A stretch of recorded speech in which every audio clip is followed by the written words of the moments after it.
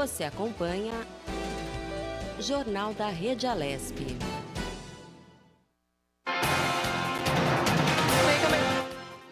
Amiga, calma.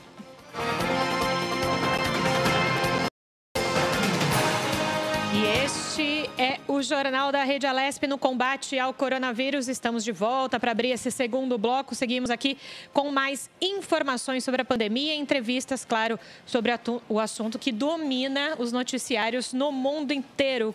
Caterina Schutt. Isso aí. O consórcio dos hospitais Albert Einstein, Sírio-Libanês e Universidade de São Paulo receberam autorização da Comissão Nacional de Ética em Pesquisa, o CONEP, para começar a fazer testes clínicos com plasma de pacientes que já se recuperaram do coronavírus em doentes, claro, em estado grave. E nos Estados Unidos, a agência que regulamenta medicamentos, a Food and Drug Administration, a FDA, autorizou o tratamento experimental contra a Covid-19, usando plasma de pacientes que já se recuperaram da doença provocada pelo novo coronavírus. Um estudo feito com 5 pacientes graves internados em um hospital da China, usando o mesmo método, já demonstrou eficiência. Abre aspas, se a terapia funcionar como nós estamos esperando, dentro dos parâmetros que estamos esperando, ela deve ser útil para evitar que um grande número de pessoas vá para a UTI, que é justamente onde está o maior gargalo. Você tem bem menos gargalo, felizmente, na internação comum do que em UTI, porque os números de leitos são bem menores. Então, o objetivo da pesquisa, entre outras coisas, é claramente diminuir o número de pacientes que necessitarem de suporte de terapia intensiva. Quem disse isso foi Luiz Vicente Riso, diretor de pesquisa do Hospital Albert Einstein. O plasma é a parte líquida do sangue. O uso desta substância retirada de pacientes recuperados já foi usado com sucesso em surtos de outras infecções respiratórias, incluindo a pandemia do vírus influenza H1N1, que ocorreu entre 2009 e 2010. A epidemia de síndrome aguda respiratória, chamada de SARS-CoV-1, em 2003, e a epidemia de síndrome respiratória do Oriente Médio, MERS-CoV, de 2012. A Agência Nacional de Vigilância Sanitária, Anvisa, divulgou uma nota sobre o tema que reconhece que o plasma tem potencial de ser uma opção para tratamento da Covid-19, mas que o tamanho limitado de amostras e o desenho dos estudos impedem a comprovação definitiva sobre a sua eficácia. E um depoimento importante da Anvisa, que disse que a Anvisa disse que é papel dela alertar que não existem evidências científicas conclusivas sobre a eficácia do tratamento e que os estudos clínicos com o plasma para a Covid-19 não precisam ser aprovados pela agência. E o Ministério da Saúde disse ainda que realiza uma revisão da literatura científica para avaliar se há dados suficientes e robustos a respeito da eficácia da utilização da técnica e que está em contato com centros hemoterápicos que deram início aos protocolos de pesquisas. Se houver alguma evidência, claro, da efetividade das novas terapias, o Ministério diz que pode compartilhar essa orientação para uso no sistema de saúde. Jornal da Rede Alesp. E agora a gente tem uma conexão internacional aqui no Jornal da Rede Alesp. A gente conversa agora com a Rosana Cardim. Ela é jornalista, mora nos Estados Unidos, está em Nova York e ela vai falar para a gente sobre os Estados Unidos hoje ser o novo epicentro do Covid. Então, muito importante ouvir a Rosana direto de Nova York, né, Kate? Com certeza. Bom dia, Rosana. Seja bem-vinda ao Jornal da Rede Alesp. Bom dia, Kate. Bom dia também a Julie. Espero contribuir com vocês aí com as informações daqui. Quando a gente faz uma conexão internacional e ainda mais em algum lugar que está sendo tão difícil essa convivência com a pandemia, a gente tem que primeiro trazer a experiência pessoal de cada um, né? Então, Rosana, eu queria que você contasse para a gente, desde que começaram os avisos aí nos Estados Unidos sobre a pandemia, do que fazer, como é que vocês que moram aí receberam isso? Num primeiro momento, eu acho que foi como todo mundo. A gente não acreditou muito, ficou um pouco de pânico, né? No primeiro momento, algumas pessoas usavam máscaras, outras não. Eu comecei, logo que deram a notícia, eu comecei já a usar máscara e luva no trem. E eu percebia que só os chineses usavam, os americanos não usavam.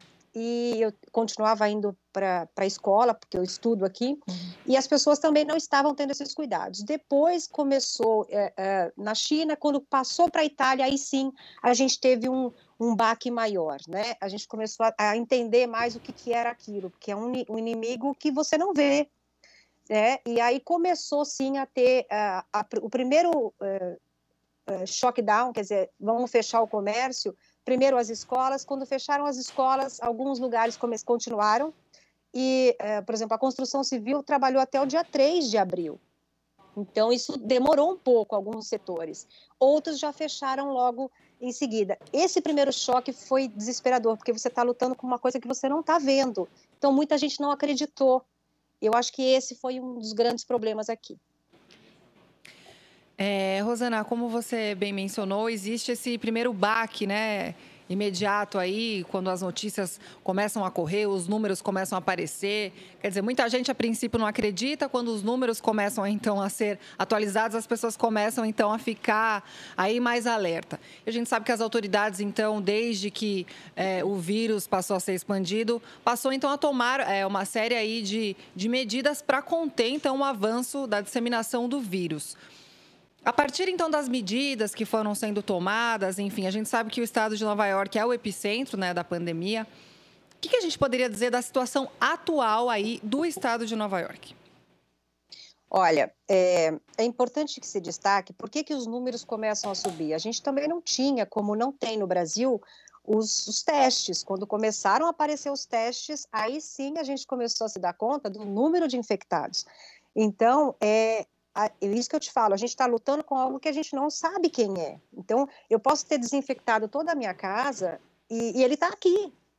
E isso é que assusta um pouco, né? Então, é diferente de, por exemplo, olha, eu estou fazendo algum ato meu agora, ele vai ter a reação imediata agora.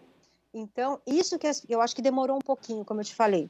Então, o que acontece agora em Nova York? O comércio está todo fechado, as escolas estão fechadas. Esta semana é uma semana super importante para Nova York, porque o governador disse ontem que nós vamos ter talvez o colapso essa semana. Então, qual é a recomendação? Já está tudo fechado, você quer comprar alguma coisa, você vai... alguns comércios estão abertos para você comprar e sair, você não pode ficar dentro, acho que como em todo lugar. Mas... está restrito mais ainda esta semana, porque pode ser que a gente entre em colapso. Só existem 1.500 respiradores. Para você ter uma ideia, eu até anotei para vocês aqui, há 5 minutos saiu esses dados, são 337.933 casos nos Estados Unidos, sendo que em Nova York tem 123. Nós temos quase 1/3 dos casos de Nova York e metade dos Estados Unidos e metade das mortes. São 4.159 mortes para 9.000 em todo o país. Então, é o epicentro e as medidas estão mais rigorosas. O que foi dito esta semana? Esta semana foi dita que, se você for ao mercado, que vá a pessoa mais saudável do grupo. E que, se você for, você tem que usar todo o aparato para você sair às ruas. E permaneça o menor tempo possível dentro do mercado. Então, são vários aspectos dentro de uma situação crítica. Estado econômico, estado psicológico, estado de saúde, estado de sobrevivência e assim, como que você reage a tudo isso ao mesmo tempo, sem entrar no pânico, né? E de acabar não fazendo nada para se proteger e proteger as outras pessoas. Então, a gente, às vezes, acaba tendo que administrar muita coisa ao mesmo tempo sozinho. Para você ter uma ideia, Nova York tem 67% de imigrantes. Aqui se fala 800 línguas diferentes. Então, você imagina que tem gente de todo mundo. É claro que aqui ia ser um lugar onde ia ter essa explosão, porque vem gente de todos os lugares. E como a gente lida com alguém que não está vendo, você não sabe se eu tenho e não tenho os sintomas. Esse é o que a gente teme mais, né? E isso assusta, a gente tem medo do que é o novo, e resiste a isso. Então, se a gente pode usar alguma coisa de experiência daqui, Julie e Kate, é que a gente use a experiência da Itália e da Espanha, né? Fica em casa, porque talvez não tenha chegado esse clima de terror aí no Brasil, mas aqui é um clima de terror. Eu posso mostrar para vocês como que eu me preparo para sair de casa, o que eu uso, porque assim, você tem que limitar a sua ida à rua, porque é tanta coisa que você tem que colocar, que você fala, não vou fazer isso. Porque chega uma hora que você fica tenso, né? E as notícias da TV, agora que estão passando os casos de recuperação, é muito complicado. E a gente vai sentindo esse seu depoimento, essa densidade do seu depoimento, e a gente precisa trazer isso, porque dessa nossa conexão internacional, para mostrar para as pessoas que não é uma brincadeira. A gente vê, esse final de semana mesmo, eu vi muita gente passeando com o filho na rua, indo andar de bicicleta, indo fazer isso, aquilo. E talvez as pessoas não entendam, por não ser algo que se vê, o quanto é complicado e o quanto é difícil. Você gravou ontem algumas imagens chocantes. Daqui a pouco a gente vai passar aqui para os nossos telespectadores, que eu queria que você narrasse como é que foi essa sua saída ontem de casa. A nossa produtora, Amanda Nascimento, encaminhou para a gente esses vídeos. E eu queria que você contasse... Porque eu acho que tem os dois lados, né? Tem o lado da jornalista, que está ali com a informação na sua frente, e o lado humano, né? Então, eu queria que você... Como é que foi esse impacto do que daqui a pouco a gente está vendo agora um container? Eu queria que você explicasse o que é isso. Eu vou explicar o que é, depois eu explico por que eu passei ali. Uhum. Então, assim, esse está em frente ao hospital do Brooklyn, que é um grande hospital aqui, perto do Barclays, né? Daquele estádio do Barclays Center. E aí, eu estava passando ali em frente e vi aquilo, parei, né? Porque esse é um container, aqui a gente chama de container, mas aí é carreta frigorífica, né? Onde estão os corpos dos pacientes que morrem e vão para ali, para essa geladeira. E foi para mim muito assustador, né? Porque você vê que a morte está perto. Essa é a sensação. Eu até de longe tentei perguntar alguma coisa, mas claro que veio alguém e falou, olha, não grave. Uhum. Não dá para falar. E ela levantou a mão e eu respeitei, obviamente, mas eu não pude deixar de ver aquilo e ficar sem registrar esse momento. Mas ali, eles estavam, não sei se dá para vocês verem, mas na parte verde, eles estavam preparando para tirar um corpo, algum corpo ali do carro, né? E colocar no carro ali, né? Então, talvez a funerária e tudo mais. O que assusta demais é você ver, isso você nunca vê, né? Você vê isso dentro, né? Você vai, é tudo restrito, num necrotério, uma coisa assim. Quando você vê ali exposto na rua, você fala, eu estou numa situação de guerra e eu sou o próximo. Isso, na nossa cabeça, isso é inerente ao ser humano. Você vai pensar isso. É óbvio que você vai pensar. Mas, assim, eu estava protegida, eu sou muito radical com isso. Eu fui comprar álcool gel, porque no meu bairro não tem álcool gel, e a gente faz um mutirão. Gente, quem está precisando de alguma coisa? Eu estou indo lá, não sei aonde que tem. Então, vão duas pessoas, uma de carro, a outra acompanha, pega a lista de todo mundo, e eu fui para lá para comprar álcool gel. Só para você ter uma ideia, tá vendo isso aqui? Isso aqui eu pagava $1, agora eu tô pagando $5. Uou! 500%, então, assim, 400%. Essa máscara custava 85 centavos de dólar, agora tá custando $2, uma caixa com 25 são $50. Né? Então, isso aqui a gente usa para esterilizar, né? Seria a nossa água sanitária, ela custava R$3,99, agora está R$7. Então, a gente tem que buscar lugares, porque também ninguém está com dinheiro sobrando para ficar esbanjando. Então, a gente compra às vezes de caixa, porque aí divide todo mundo, e assim a gente tem feito. Então, foi por isso que eu saí, eu estava de máscara, luva e tudo quanto é mais coisas. Então, por isso que eu passei ali, né, não saí para fazer aquilo, né? Mas eu não consigo deixar de ver essa situação. Você falou do seu impacto quando viu essas carretas, e eu digo que é o mesmo impacto a gente vendo aqui do Brasil e dizendo, essas imagens são imagens exclusivas que a Rede Alesp tem e que a Rosana Cadinho gravou para a gente ontem lá em Nova York. E é impactante você falar, não consigo nem descrever, né, Kate, quando a gente olha de novo passando as carretas, imaginar que pessoas estão ali dentro, né? É impossível você ficar inerente. Da população, né, que apesar de poucas pessoas estão ali na rua, mas assim, quem está passando, quer dizer, presenciar isso e saber, né, do que se trata, eu acho que isso deve aumentar muito o pânico na população, né? Mas ao mesmo tempo, Rosana, não sei se você concorda comigo, ao mesmo tempo que a gente olha para uma imagem dessa e fica em pânico, fica preocupado, fala, meu Deus, como é que vai ser? É mais um reforço para dizer, não é brincadeira, fique em casa. Nós, jornalistas, estamos aqui trabalhando porque estamos levando informação para vocês que estão em casa, estão nos ouvindo. Como a Rosana está em Nova York também repercutindo isso, o cuidado com a família dela também, que deve estar preocupada, né, Rosana? Então, eu queria que você falasse desse aspecto. Só está saindo quem precisa. Só quem precisa. A gente está trabalhando dessa forma, né? Então, quem está mais saudável, quem não está sentindo nada, ou quem não tem risco, né? Por exemplo. Então, se é uma pessoa de mais idade, é melhor mesmo ficar em casa, vá quem é mais novo, que talvez tenha mais resistência. Então, eu imagino isso na cabeça dos médicos. Aqui, todos os dias, né? Às 7 horas da noite, existem aplausos para os médicos, porque todos os dias temos depoimentos nas redes sociais e na televisão de enfermeiros. O quanto eles estão trabalhando e se desdobrando e o estado emocional dessas pessoas.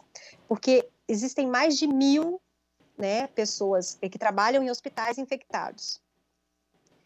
Existe um porta-avião americano que acabou de dar notícia, esse final de semana, que a equipe está infectada, inclusive o comandante. Ele acabou até sendo afastado do cargo de comandante desse porta-aviões porque ele escreveu uma carta, essa carta vazou, dizendo o seguinte, que os cuidados não estão sendo tão bons assim, e que lá muita gente estava, inclusive ele.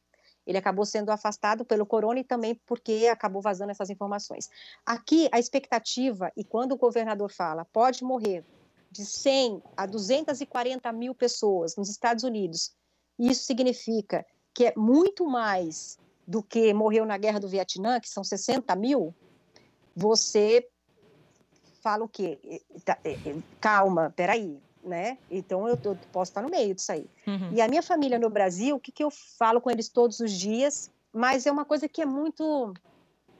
Não queria me emocionar, mas é uma coisa muito difícil. Porque, assim, pode ser que você morra aqui e que não tenha, né? Pode ser que você não tem como voltar, você não tem como, por exemplo, você vai ficar aqui e vai ser enterrado como qualquer um outro, sem despedir-se. E aí, aí as pessoas reclamam que não está tendo velório, imagina você que está aqui, que não vai ter nem ser enterrado junto com a sua família. Isso na tua cabeça é desesperador, né? Então, isso te choca um pouco, porque você não sabe até a extensão da onde está indo isso, né? O que você para pensar é naquelas coisas mesmo, né? Dos valores, como era bom estar juntos, almoços de domingo, e você tenta fazer tudo isso virtual para chegar o mais perto possível.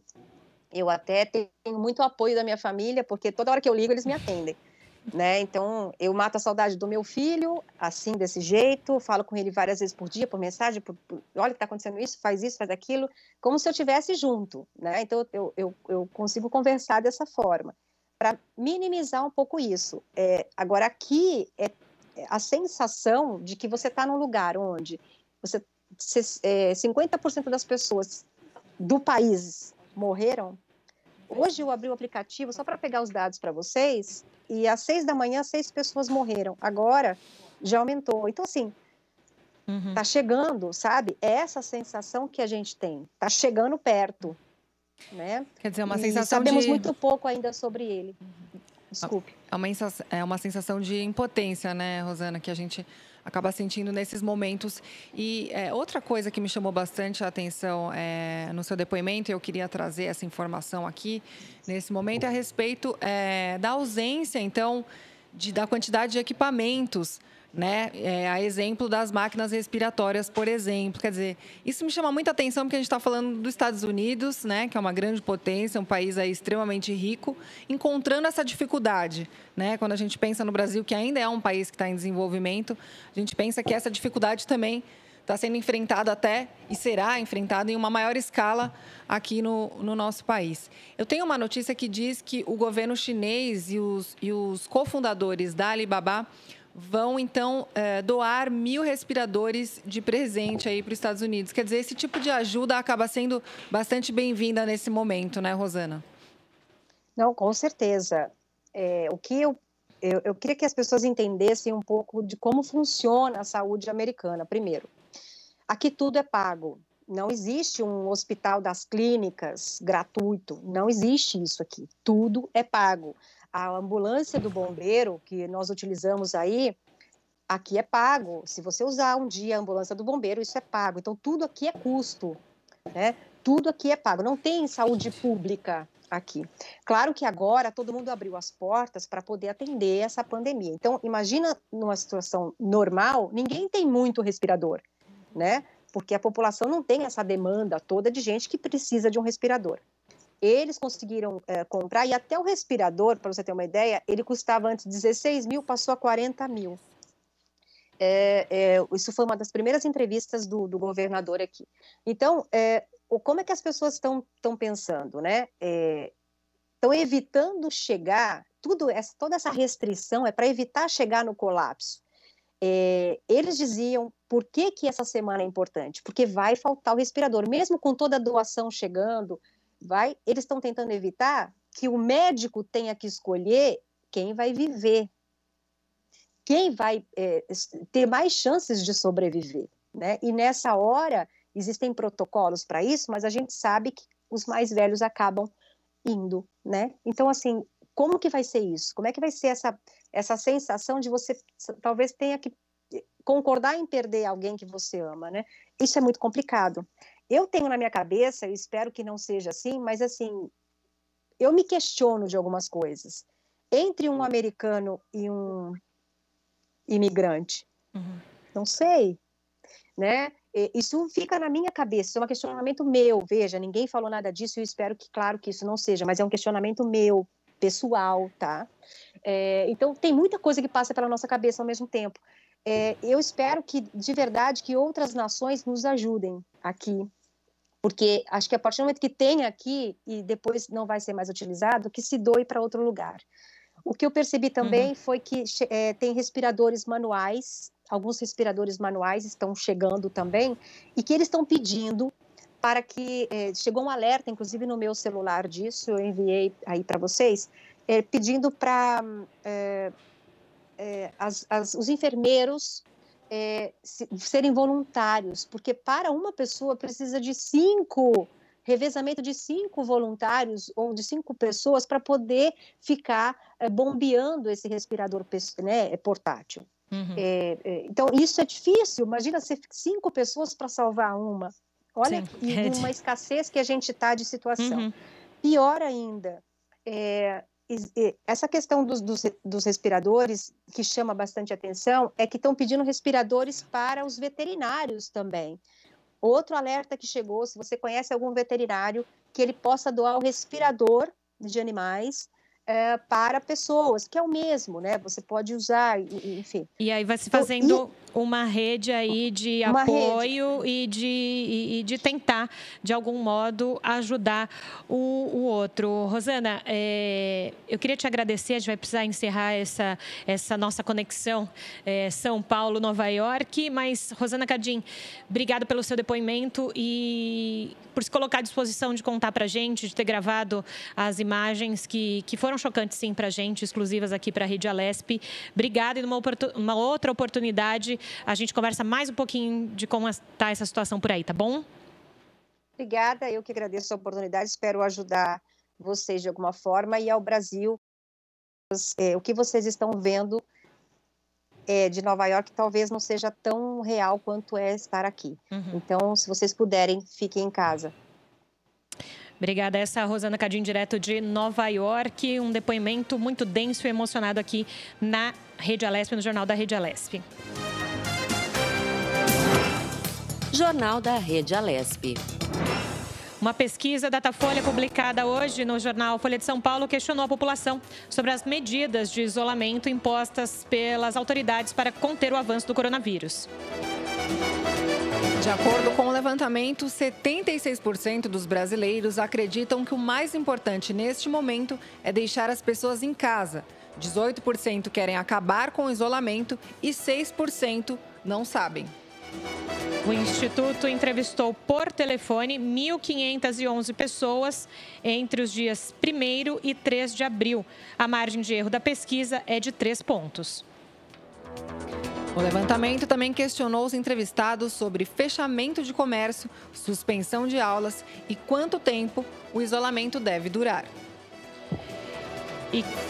E Kate, essa pesquisa do Datafolha, publicada hoje, vai de encontro com o que a gente acabou de ouvir da Rosana Cardin lá em Nova York, que num primeiro momento, acho que não só em Nova York, a gente ouviu semana passada aqui a Júlia Pesce, direto da Espanha, o Thiago Anitti, direto da Itália, dizendo que num primeiro momento ninguém botava fé no negócio. Vamos falar o português, claro.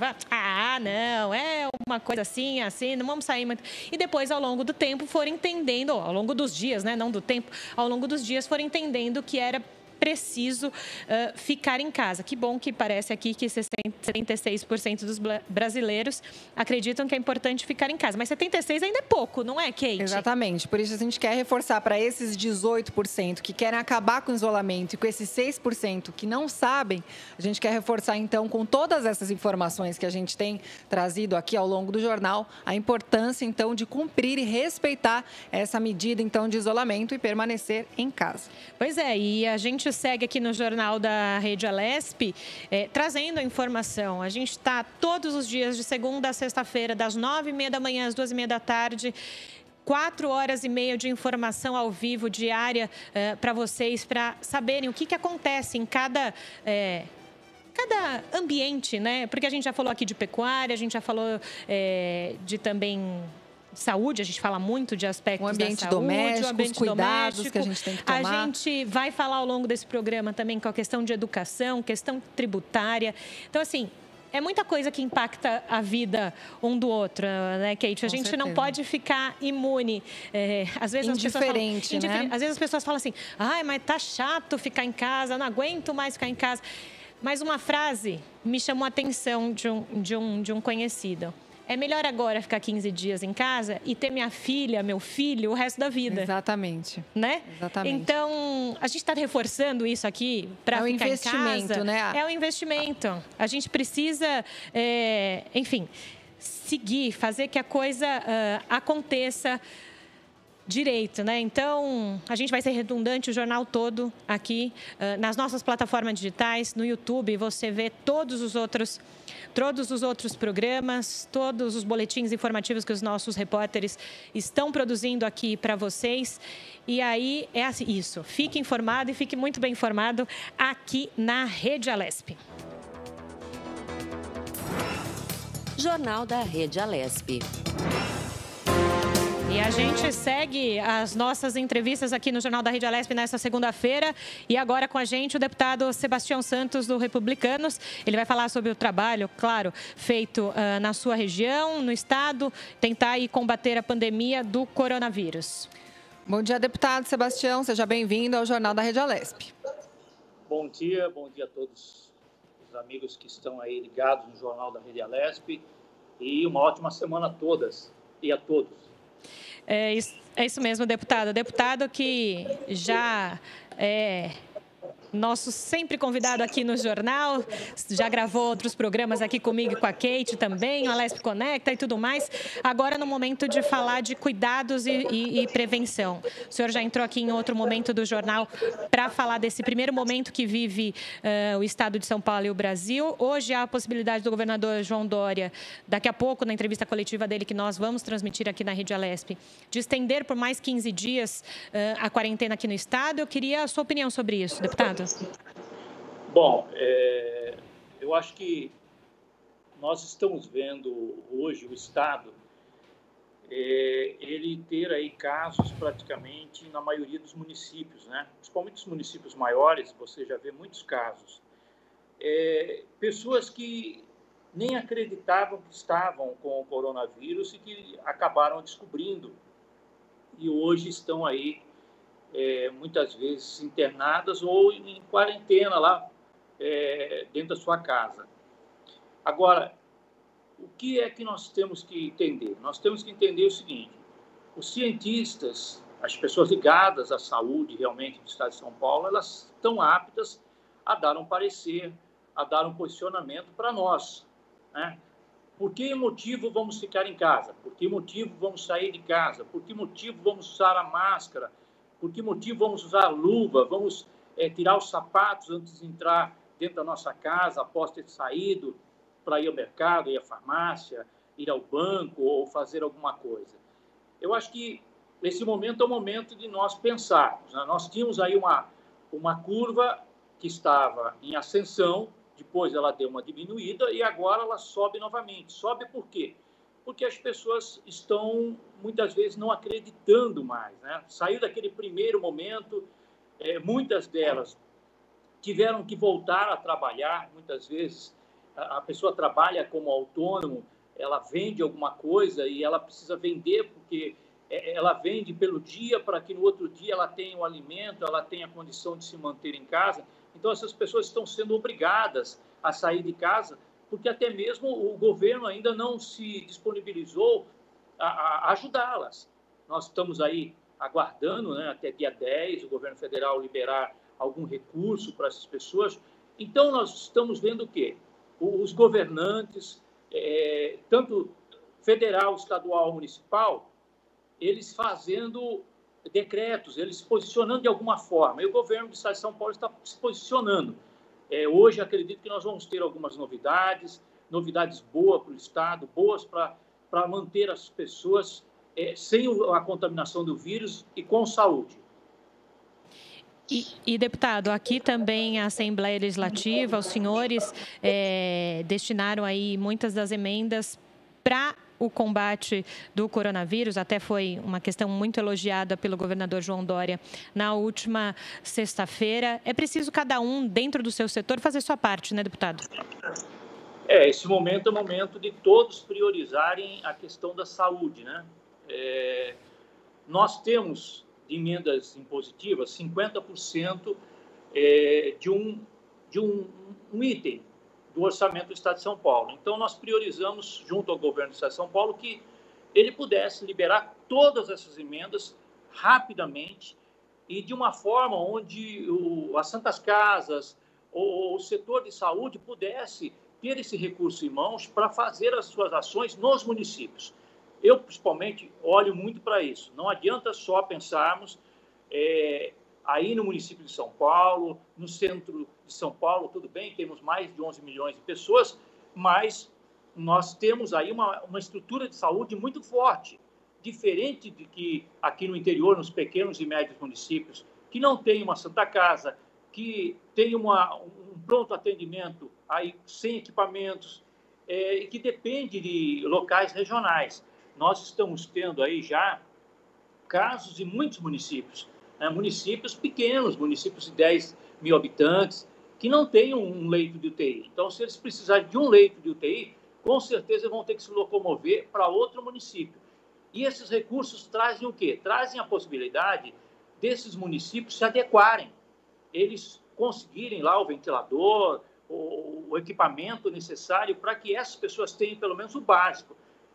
Se não der para levar essa pessoa para uma área regional, que ela possa ser atendida até mesmo no município, mas que ela tenha a possibilidade de se curar, de ser aí entubada, de ter um procedimento médico para que ela venha sobreviver, né? Nesse momento, realmente conseguir trazer as pessoas a um ponto onde elas têm a possibilidade de continuar a sua vida na sua normalidade. Muitas pessoas já estão sendo liberadas de UTIs, fizeram tratamento. Nós temos aí o deputado Nery, que estava internado e já saiu do quadro aí pior e hoje já está se recuperando em casa.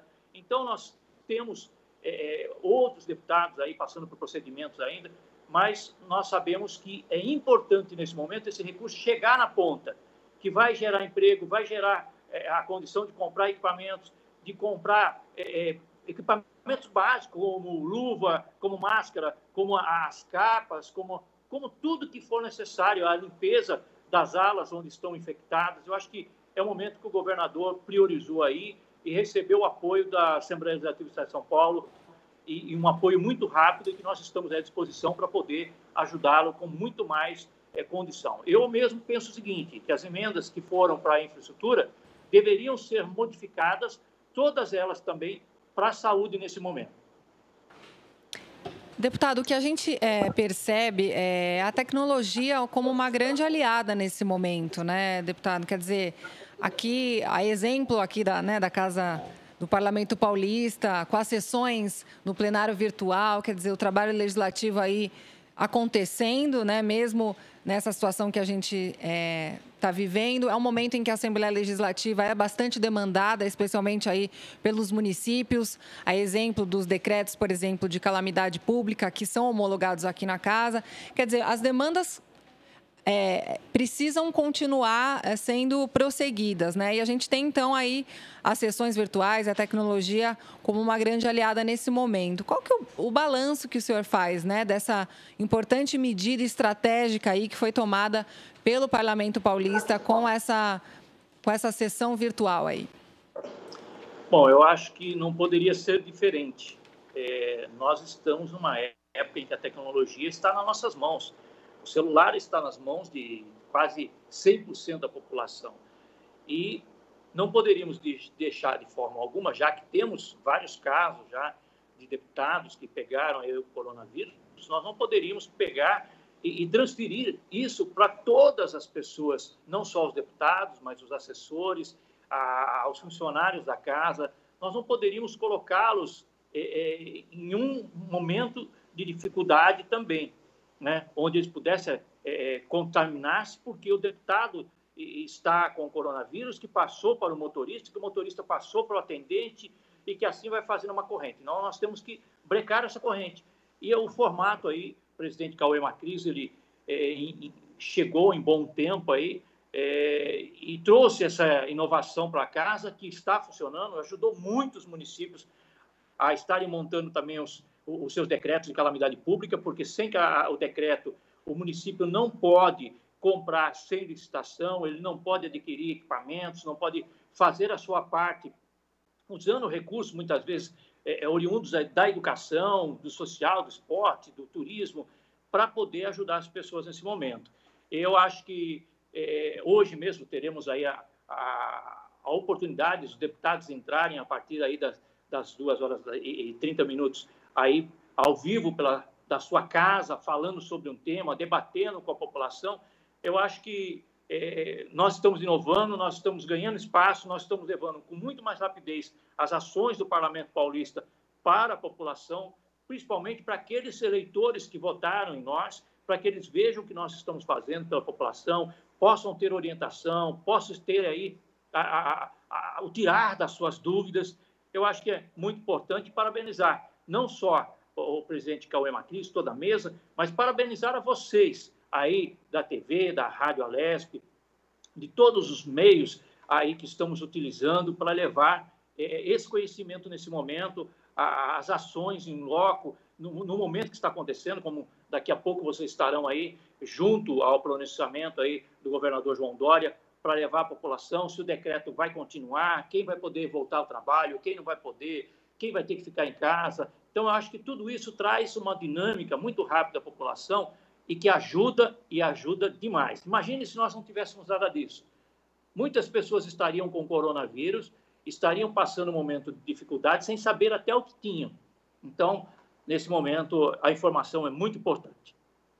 Deputado, nós, no começo aqui do jornal, nós ouvimos um especialista na área de agropecuária dizendo de questão de abastecimento no estado, no Brasil, que por enquanto está ok.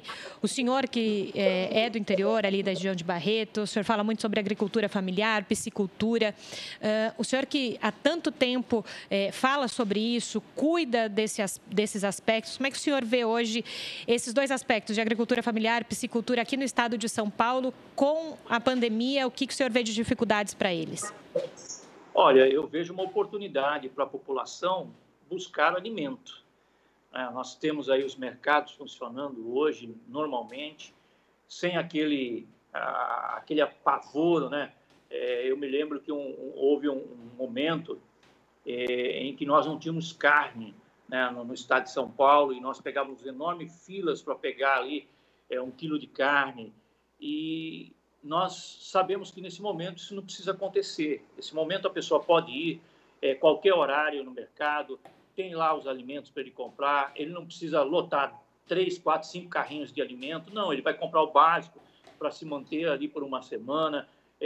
As pessoas estão vendendo na rua os hortifrutis, tudo, as hortaliças, as pessoas que produzem estão tendo a oportunidade de levar para a rua, parar ali o seu carro, vender e as pessoas comprarem esse produto. Então, o interior está sendo muito beneficiado com isso, porque o interior não precisa do SEASA. Ele tem como ir buscar, ele tem como estar trazendo as pessoas para próximo da cidade para vender os seus produtos. Então, isso ajuda muito. Então, ajuda a alimentar, ajuda a ter uma alimentação realmente importante, e é momento de todo mundo contribuir. Se você tem o peixe e tem condição de abater esse peixe, vender esse peixe nesse momento para a população, é o momento. Não podemos só pensar na questão financeira, nós temos que pensar na questão de sobrevivência das pessoas, de ter o alimento ali, né? Hoje nós temos uma novidade no Bom Prato, aqui em Barretos mesmo, o número aumentou muito, porque você tem uma alimentação balanceada e você está pegando isso em marmitex. Então, você chega lá, de manhã você tem um café, na hora do almoço você tem um almoço e à noite você tem a janta. Então, dá condição a um número expressivo de pessoas de poder chegar lá e pegar uma alimentação e levar para sua casa. Aquelas pessoas com menor condição, elas estão tendo essa condição hoje de se alimentar um pouquinho melhor, porque nós, no passado, há um tempo atrás, antes de começar essa pandemia do coronavírus, uma pessoa, ela pagava no Marmitex R$15. Se ela for no Bom Prato hoje, ela vai pagar R$1.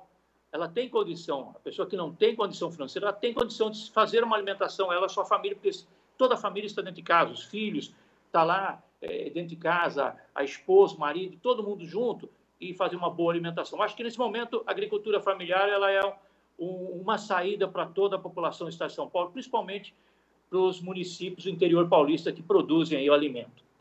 Tá certo, deputado Sebastião Santos, do Republicanos. Obrigada novamente para o senhor vir aqui ao Jornal da Rede Alesp conversar com a gente.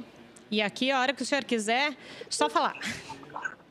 Bom, eu que agradeço e desejo a todos aí que Deus abençoe a todos, abençoe a vocês aí que estão trabalhando em loco, abençoe as famílias, proteja todos nós, né? Que nesse momento seja o momento de todos elevar o nosso pensamento a Deus, de fazermos as nossas orações, reunir a nossa família e orar um pelo outro.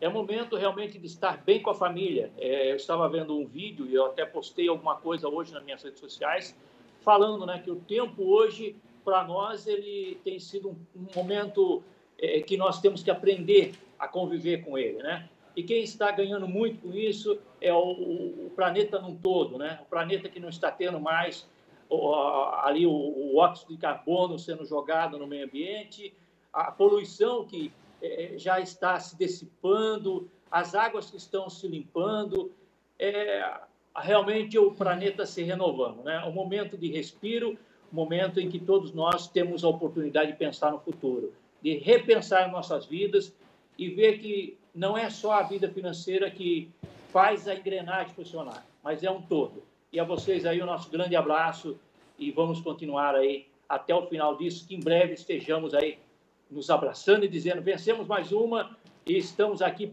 muito mais forte para continuar muito bem as nossas vidas. Obrigada, deputado. Um abraço. Grande abraço. Tchau, tchau.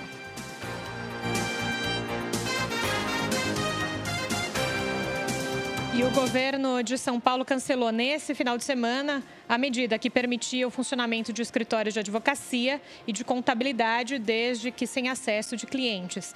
Em nota, o governo explicou que os escritórios só poderão funcionar em esquema virtual. A decisão anterior havia sido tomada pelo Comitê de Operações de Emergência de São Paulo e publicada no Diário Oficial do Estado no último sábado.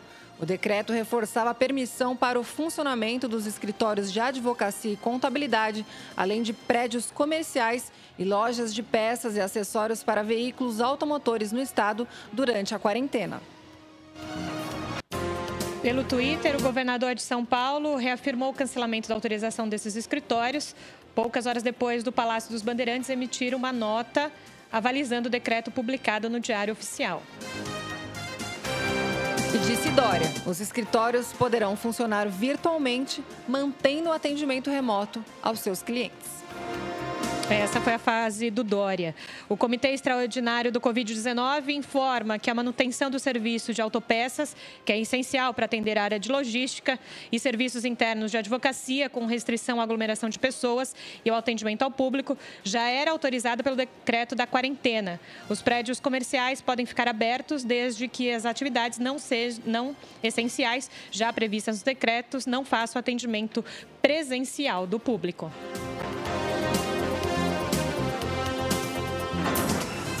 Jornal da Rede Alesp. Aqui no Jornal da Rede Alesp dessa segunda-feira, 6 de abril, a gente continua com as nossas entrevistas aqui no Jornal da Rede Alesp. A gente recebe agora o advogado tributarista Guilherme Ablas. Ele nos conta sobre a prorrogação da declaração do imposto de renda de 2020 devido aí à pandemia do coronavírus. Kate. Bom dia, Guilherme. Seja bem-vindo aqui ao Jornal da Rede Alesp. Bom dia, Kate. Bom dia, Júlia. Tudo bem? Tudo jóia. Doutor, me fala uma coisa. Essa medida, ela foi tomada justamente por conta dos contribuintes encontrarem mesmo uma dificuldade em poder realmente prestar essas informações aí para o governo? Quer dizer, muitos documentos acabaram ficando no escritório, na empresa, e com o confinamento, muitas pessoas não estão aí municiadas das informações necessárias para prestar essa declaração. Seria mais ou menos nessa linha essa prorrogação, doutor?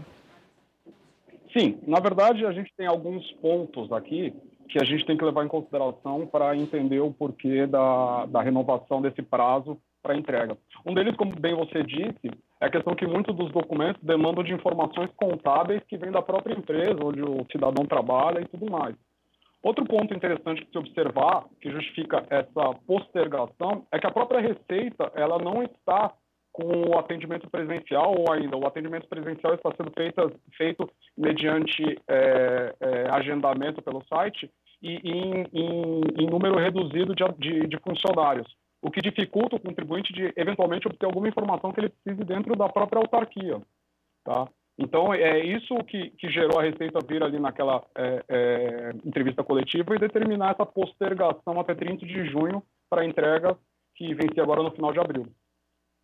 E, doutor Guilherme Ablas, bem-vindo aqui ao Jornal da Rede Alesp. O senhor falou assim, claro, não só o contribuinte que está fazendo ou vai enviar a declaração, mas tem todo um sistema operacional por trás disso. O senhor acredita que depois desse período ali, em junho, quanto tempo se demore para a entrega, a resposta, o quanto o calendário ali vai ser mudado, né, modificado para quem não ouviu isso ou não viu essa notícia? Isso é importante o senhor dizer para eles. De fato, existe essa questão de restituição. Inclusive, a Receita tem suspendido as restituições que já estavam em andamento, que foi gerando, inclusive, uma série de ações judiciais nesse sentido, do contribuinte receber aquilo que deveria receber de restituições passadas.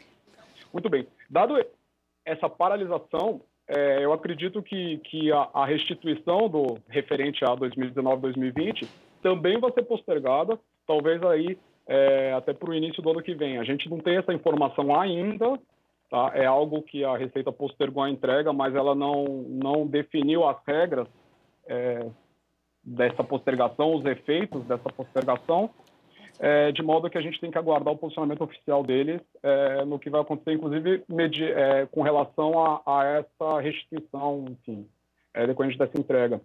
Inclusive, destaca-se até que existe um projeto de lei que ia formalizar essa postergação até o final do período de calamidade, que o governo atribuiu até o final do ano. Mas aí, enfim, está em votação para o Senado e uma das emendas retirou do texto do projeto de lei as declarações de rendimento de pessoa física. Ou seja, dependemos aí de uma manifestação da Receita Federal para que a gente saiba como que o contribuinte vai ter que agir com relação à declaração dos seus rendimentos. E, doutor, além desse prazo, né, para a declaração do imposto de renda que foi prorrogado, outra medida que também foi mencionada pelo secretário foi a desoneração total do imposto sobre operações financeiras, né, sobre operações aí de crédito, que é uma medida aí que vai trazer um impacto grande aí, ele diz até que é capaz de trazer um impacto de 7 bilhões aí para a economia. Queria que o senhor falasse, então, um pouco sobre essa medida e como que ela impacta, né, na vida diretamente aí do brasileiro. Exatamente. O governo, no que tange desoneração, eles focaram no IOF mesmo, nas operações de crédito, inclusive sobre as operações de crédito dessas linhas que o governo dá para as pessoas físicas. E isso vai impactar, sim, porque vai baratear o custo do empréstimo do cidadão. Com relação aos demais tributos, que a MP, inclusive, considerou, a gente tem visto muito prorrogação. Tá? E o que isso significa? Que em certo momento lá na frente, o cidadão vai acumular a competência em vigor com essa postergada. E a gente não sabe como que as empresas contribuintes vão lidar com isso. Nesse caso do IOF, a gente está falando da alíquota zerada. Ou seja, de fato, aqui é uma desoneração e é um benefício direto aí ao contribuinte nessa situação de calamidade. E doutor Guilherme, no popular, né, todo mundo que ouve falar com advogado tributarista, tributações, sempre fala, o Brasil é um dos que mais tributam, né?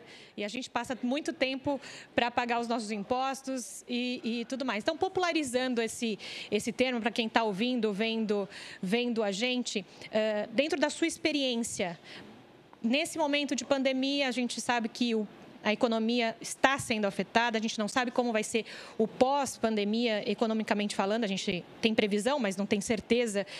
Nas questões de tributação, vai piorar, vai ficar igual, vai ser mais difícil? Como é que isso vai impactar efetivamente na vida das pessoas que já pagam tanto imposto? Olha, eu tenho aqui uma visão sobre essa sua pergunta, aliás, muito pertinente, né? Em épocas de calamidade, de pandemias, como essa que a gente está vivendo, o que a gente vê, né, de uma maneira geral? Um aumento de custo do governo para exatamente financiar essas pessoas que são no complemento, por exemplo. E o que isso impacta? Que o governo vai gastar mais. E o governo gastando mais, ele vai ter que, consequentemente, arrecadar mais também. Tá? A gente tem previsões de tributos exatamente para esse tipo de situações. O empréstimo compulsório, por exemplo, a gente tem uma série de situações que a gente consegue pensar num aumento da carga tributária ao invés da desoneração. Entendi, doutor Guilherme. Então, era importante que o senhor trouxesse isso para os nossos ouvintes, para quem está vendo a gente, para entender como é que funciona um pouco essa questão, porque, às vezes, a população que já está tão onerosa... Está complicado, né? No sentido de enfrenta a pandemia, como é que vai ser e ainda vai ter que pagar os seus impostos e afins. Era importante que o senhor trouxesse isso à tona para a gente e contasse um pouco como é que vai funcionar tudo isso. Então, doutor Guilherme, eu queria agradecer a presença aqui no Jornal da Rede Alesp. Em uma outra oportunidade, a gente vai falar mais sobre tributos. Muito obrigado, pessoal, e contem comigo aí para o que precisar para esclarecer. Eu acho que esse momento é um momento muito importante, que a população tem que ser informada mesmo, e contem comigo aí para o que precisarem. Obrigada, doutor. Até uma próxima.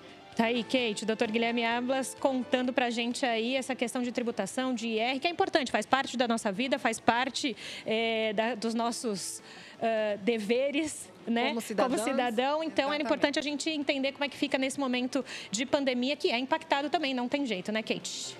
Tudo é impactado. Com certeza. E essa declaração, ela foi prorrogada, mas é importante, então, que precisa ser feita. Perca a data, porque... Quem perder também a data pode tomar uma multinha aí. E aí não é legal, nesse momento da economia, tomar multa, Exatamente. Kate. Vamos economizar aí, né, pessoal? Vamos continuar aqui no Jornal da Rede Alesp. Jornal da Rede Alesp. E a partir de hoje, o Hospital de Campanha no estádio do Pacaembu começa a receber pacientes da Rede Municipal de Saúde que estão diagnosticados com a Covid-19. Ainda não há um número exato de quantos pacientes serão atendidos nessa unidade. Esse Esse hospital de campanha funciona de portas fechadas e só receberá pacientes de baixa complexidade encaminhados de outras unidades de saúde. São 200 leitos disponíveis administrados pelo Hospital Albert Einstein. E durante esse período, o complexo do Pacaembu ficará fechado para o público e também para as atividades esportivas. A Secretaria Estadual de Saúde gastou aproximadamente R$8 milhões com a implantação desse hospital de campanha e também o do AMB.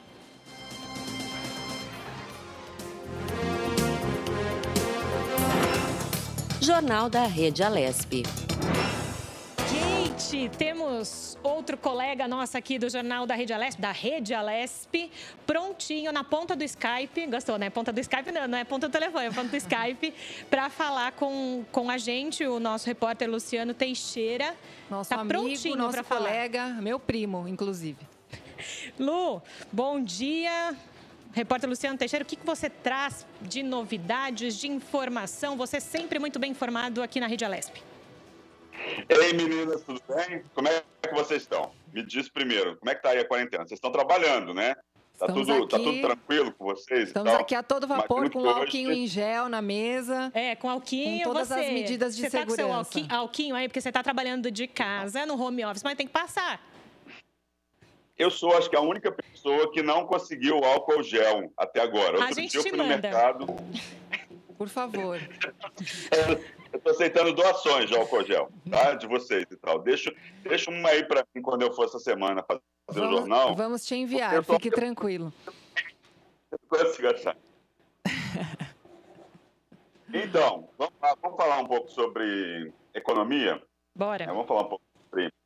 Então, imagina um ano, né? Se vocês estivessem lá em abril de 2019, se vocês fizessem uma previsão de como seria a economia, de como seria esse ano, vamos dizer assim, louco, maluco que a gente está vivendo. Né? Acho que ninguém ia imaginar o que ia acontecer no mês de abril de 2020, lá em 2019. E aí a gente se pergunta, o que vai ser da economia? Né? Foi tudo por água abaixo, foi tudo que estava previsto para esse ano, foi por água abaixo. Vocês me escutam bem, menino? Sim, escutamos. É que a gente tem aquele famoso delay. Conhece o delay? Que todo mundo brinca que é o delay, é o delay. Temos 3 segundinhos de diferença do que você fala pra gente. Delay é meu amigo, delay é meu amigo também, entendeu? Então, a história é a seguinte. Eu estive conversando esses dias com alguns economistas, com algumas consultorias, para falar um pouco sobre previsões de queda, né? Comecei falando de crescimento com essas pessoas. Vamos ter crescimento em 2020 e tal, né? E todo mundo foi unânime em dizer que a gente não vai ter crescimento econômico, lógico, né? Diante dessa crise, está todo mundo parado. E aí eu consegui algumas previsões, assim, né? Nesse último sábado, o presidente do Banco Central fez uma palestra, foi um evento online, e como é que chama esse evento? Deixa eu ver aqui, achar aqui. Evento chama Virtual XP Live Conference, né? E aí o presidente do Banco Central, Roberto Campos Neto, fez uma apresentação. E aí ele trouxe um número que já é um indício do que vai acontecer com a economia em 2020. É um número que é da The Economist Intelligence Unit, que é uma assessoria que faz análise de mercados financeiros em todo o mundo. Ela é bastante respeitada. E eles estão prevendo, gente, uma queda de 5,5% no Produto Interno Bruto de 2020. Vocês terem uma ideia, em 2015, lá quando estava aquela crise, né, da Dilma, do impeachment e tal, a economia caiu 3,5%. A gente foi procurar aí para ver quando é que a economia brasileira caiu esse tanto, de 5,5%. Né? Me parece que só lá em 1929, na crise de 29, que teve essa queda tão grande. Então, vai ser um tombo. Agora, em relação a desemprego, né? O que vai acontecer? A gente sabe que muitas empresas estão começando a mandar pessoas embora e tal. E aí eu fui consultar 2 economistas aqui. Fui falar com o Roberto Dumas, e lá em janeiro, quando a gente fizemos até uma discussão aí, falando um pouco da crise do coronavírus, e ele fez a previsão. Ele falou assim, olha, essa crise não vai ser tão passageira assim não, entendeu? Essa crise vai ter consequências. A gente só sequência agora. A gente está com uma taxa de desemprego hoje no mercado de 11,6%. Já é uma taxa bastante alta. A previsão do Roberto Dumas é que essa taxa de desemprego suba para 15%, principalmente no fim do ano. Por quê? Porque lá em dezembro de 2020, as empresas vão fazer balanços. Esses balanços devem estar ruins. Nesse momento, elas vão perceber que o lucro acumulado das empresas despencou. E elas não vão ter dinheiro para investir na produção lá em 2021. E aí vai ser a hora que elas vão começar a demitir. O que acontece agora? O governo está dando incentivo, as empresas estão se comprometendo a não demitir os trabalhadores. E aí, lá em dezembro, vai ter terminado esse incentivo. A gente espera que essa quarentena tenha acabado. E aí as empresas vão ver o tamanho do rombo e o tamanho do prejuízo que elas vão estar passando. E aí elas vão perceber um pouco essa questão de começar as demissões. Eu pesquisei aqui um outro dado. O Instituto Brasileiro de Economia, a Fundação Getúlio Vargas, o FGV, estima o desemprego ainda maior, de 16,1%, quer dizer, dos atuais 11,6% para 16,1% já nesse trimestre. Isso significa, meninas, que a gente vai ter... É uma notícia horrorosa, eu sei que é uma notícia ruim, mas a gente tem que falar, apesar do momento, a prioridade agora é salvar vidas. E isso a gente tem que levar em consideração, esquecer a economia, liberar o máximo de dinheiro, o governo tem que liberar dinheiro, não só o governo federal, mas o governo estadual e governos municipais, eles têm que liberar dinheiro para poder, porque as pessoas não passam necessidade, porque elas têm o dinheiro para comprar o básico. Isso significa que a gente vai ter nesse trimestre mais 5 milhões de brasileiros desempregados. É um número triste da gente noticiar, infelizmente. Eu gostaria de estar aqui com boas notícias, então. O governo começa hoje, começou na última sexta-feira, a votação do orçamento de guerra. O que é esse orçamento de guerra? É um orçamento que permite a separação do orçamento dos gastos realizados no combate à pandemia do coronavírus do orçamento geral da União. As regras terão vigência durante o estado de calamidade pública e os atos de gestão praticados desde 20 de março. Tudo foi feito desde 20 de março, vai ser convalidado. O projeto ainda não foi aprovado, precisa passar pelo Senado, na Câmara dos Deputados em Brasília, tem que passar em 2 turnos. Na última sexta-feira ele passou em 2 turnos, na Câmara dos Deputados, foi um esforço em conjunto, teve uma votação expressiva, Parece que o Congresso Nacional Brasileiro sabe e está inteirado da gravidade da crise, isso é muito importante nesse momento, a gente tem um Congresso focado. Agora, o projeto precisa passar em 2 turnos pelo Senado. É um dos destaques aí desse início da semana.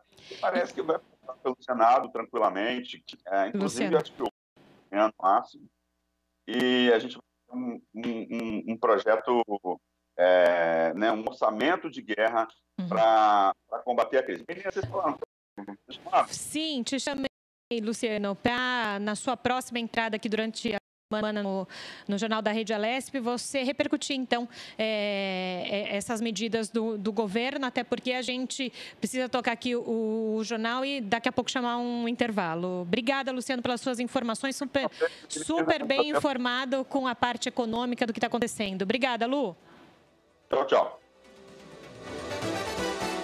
Durante a semana, o Luciano volta com mais informações e a gente tem aqui outro destaque que marcou o noticiário desse segundo bloco do Jornal da Rede Alesp. O consórcio dos hospitais Albert Einstein, Sírio-Libanês e Universidade de São Paulo receberam autorização da Comissão Nacional de Ética em Pesquisa, o CONEP, para começar a fazer testes clínicos com plasma de pacientes que já se recuperaram do coronavírus em doentes em estado grave. Kate. E nos Estados Unidos, a agência que regulamenta medicamentos, a Food and Drug Administration, a FDA, autorizou o tratamento experimental contra a Covid-19 usando plasma de pacientes que já se doença provocada pelo novo coronavírus. Um estudo feito com 5 pacientes graves internados em um hospital da China, usando o mesmo método, já demonstrou eficiência. A Anvisa quer que a dela alertar que não existem evidências científicas ainda conclusivas sobre a eficácia desse tratamento com plasma para a Covid-19 e não precisam ser aprovados pela agência. E a gente segue aqui no da Regiesp informando tudo que vem acontecendo na luta e prevenção contra o coronavírus. E a gente vai fazer um intervalo. Mais um, né, Kate? Vamos dar uma pequena paradinha e voltamos em poucos minutos com mais informações sobre a pandemia do novo coronavírus.